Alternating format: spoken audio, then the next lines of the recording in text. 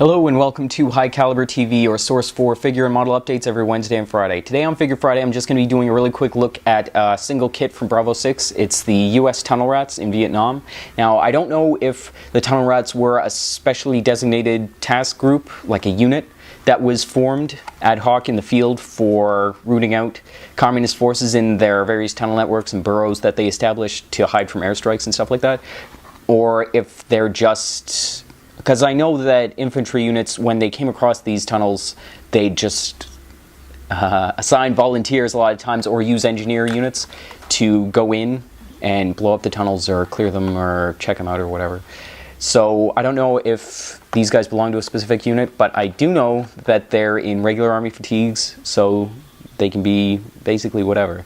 I envision them being just regular forces that are unlucky enough to find a tunnel and have to go and clear it themselves, because in Vietnam they didn't have drones or, you know, bots or anything like that that they could send into holes. They had to go in man to man. I think occasionally they used dog teams to clear them out, but I don't know if every, you know, since the patrols were so small, they'd be in like platoon scale patrols. They couldn't obviously assign dog teams to each platoon for these tasks, and I don't actually know how effective dog teams would have been in tunnels.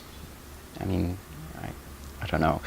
The thought of using dogs to clear these things is, yeah, it's a bit unsavory. But anyway, the reason I really like these figures is because they're equipped, as always, for the tasks that they're supposed to be doing. You got the guy on hands and knees with the handheld torch, and he's checking out the tunnel before they go in. And the fella standing up is my favorite, not only because he's carrying a battery-operated radio on his hip, because they stripped down to just what they needed to use in close quarters fighting, so bayonets, spare clips for their 45s and their 45s. They couldn't carry M16s or even the little automatic carbines, or a lot of times they used the Remington or Mossberg shotguns in Vietnam, but they, unless it was shortened down like a sawed-off thing with the stock chopped off, they couldn't maneuver it inside the tunnels.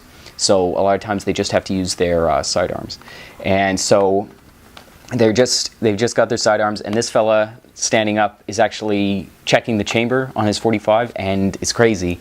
Bravo6 have set it up so that he's pulling it back, and you can look into the chamber, which is super cool in 1/35 scale. And the greatest thing about it is that the barrel is exposed. Like when you pull back the slide on an automatic, it exposes the front end of the barrel, and that's replicated in 1/35 scale, which is really cool. So yeah, basically I love these figures. I picture them being in a little vignette, like they found a hole on a patrol, and the rest of the platoon are just sort of standing around looking at the volunteers who've been chosen to go into the hole, and they're all smoking cigarettes while these guys get ready.